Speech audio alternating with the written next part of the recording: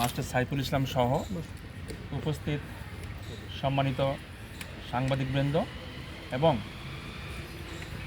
প্রশাসনের ব্যক্তিবর্গ, আসসালামু আলাইকুম ওয়া রাহমাতুল্লাহি ওয়া বারাকাতুহু। আজকের এই প্রোগ্রামের শুরুতেই কোরআন মজিদ থেকে সংক্ষিপ্ত অর্থসহ তেলাওয়াত করার জন্য আমি অনুরোধ করছি গৌরীহাট দাখিল মাদ্রাসার সম্মানিত সুপার জনাব মৌলানা আক্কাস আলী ভাই।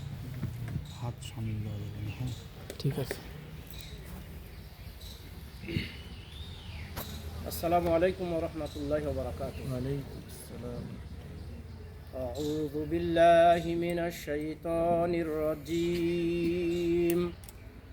বিসমিল্লাহির রহমানির রহিম।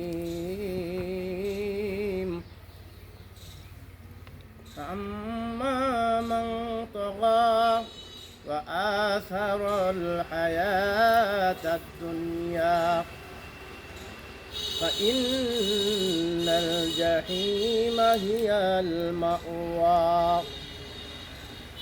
وأما من خاف مقام ربه ونهى النفس عن الهوى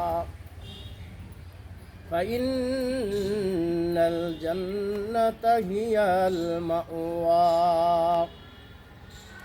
إرشاد হচ্ছে অতঃপর যারা সীমা লঙ্ঘনকারী, তারা দুনিয়ার জীবনকে অগ্রাধিকার দেয়, তাদের আবাসস্থল জাহান্নাম।